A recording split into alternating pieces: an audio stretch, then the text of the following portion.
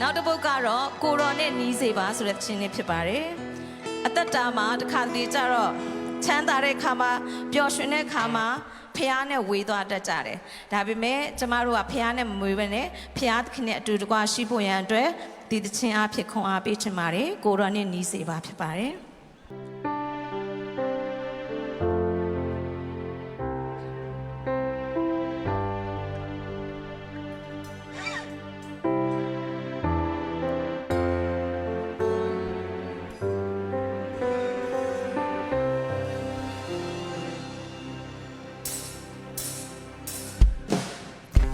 ရှုပ်ရှက်ခလုံးတဲ့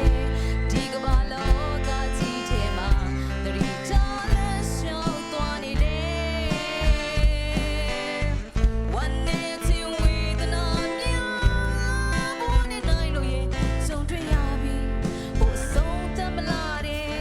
ခြေနေမျိုးမှာ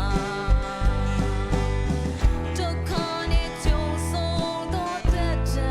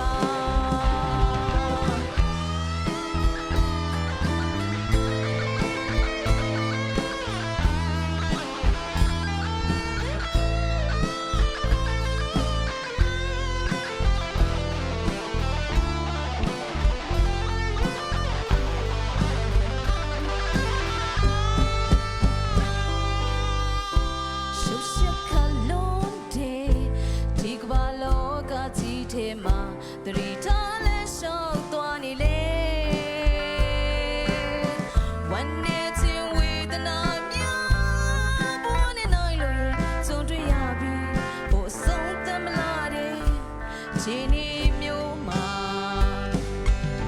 ဒုက္ခနဲ့ကြုံဆုံးတော့တတ်တာလောတမရှိတဲ့လေငယ်လေးမဖြစ်လို့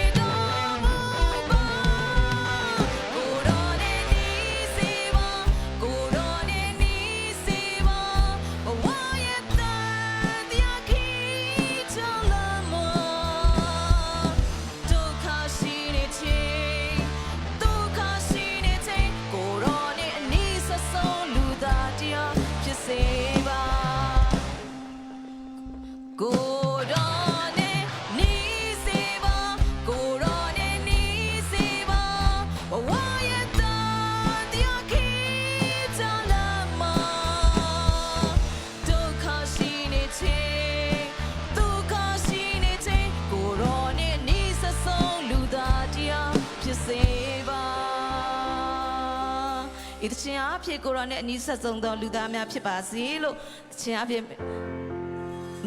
နှုတ်ဆက်ခဲ့ပါတယ်ဘိုင်ဘိုင်